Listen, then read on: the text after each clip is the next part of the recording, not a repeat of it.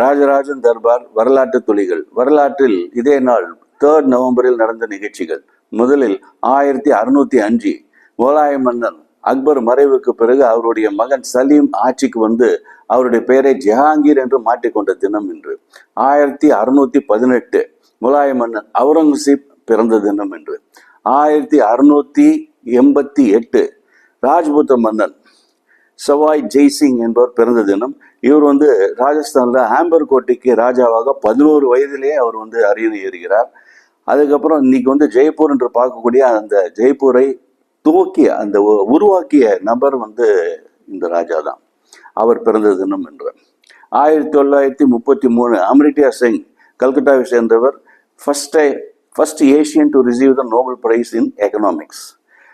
1936 சிதம்பரம் பிள்ளை தமிழகத்தை சேர்ந்தவர்.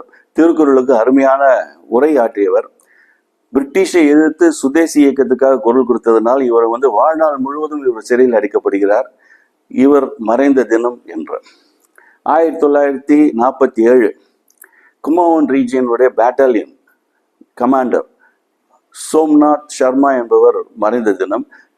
சுதந்திரம் அடைந்த ஓரிரு மாதங்களுக்குள்ள பாகிஸ்தான் வந்து காஷ்மீர் மேல படையெடுக்கிறது. இந்திய ராணுவம் அவங்களுக்கு எதிராக ஃபைட் பண்ணும்போது அதில் 24 வயதான இந்த மேஜர் வந்து சோம்நாத் சர்மா கொல்லப்படுகிறார்.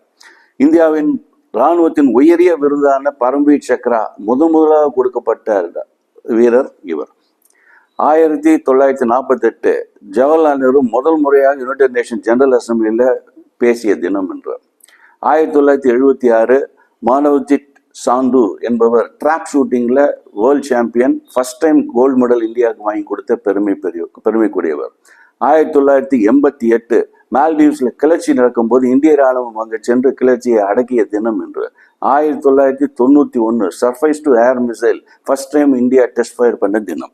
இதோட முக்கியமாக 1957 ரஷ்யா வந்து ஸ்புட்னிக் 2 என்ற ராக்கெட்டை வந்து மேலே ஸ்பேஸ் கிராஃப்டை மேலே அனுப்புது. கூட வந்து ஒரு நாய் லைக்கா என்ற நாயை வந்து கூட அனுப்புகிறாங்க. அது எப்படியும் திரும்பி வரப்போறது இல்லை, எப்பவும் சுற்றிட்டே இருக்க, வாழ்நாள் முழுவதும் சுற்றி கொண்டே இருக்க மாதிரி ஒரு திட்டத்தோடு அனுப்புகிறாங்க. ஆனால் ஒரு 4 மணி நேரத்துக்குள்ளே அது வந்து அந்த ஹீட்னால அது வந்து இறந்து விடுகிறது. பிற்காலத்தில் மனிதர்கள் பாதுகாப்பாக பயணம் செய்யக்கூடியதற்கான ஆராய்ச்சிக்காக தன்னுடைய உயிரை இந்த தியாகம் செய்த இந்த லைக்கா என்ற நாய் மறைந்த தினம் என்று.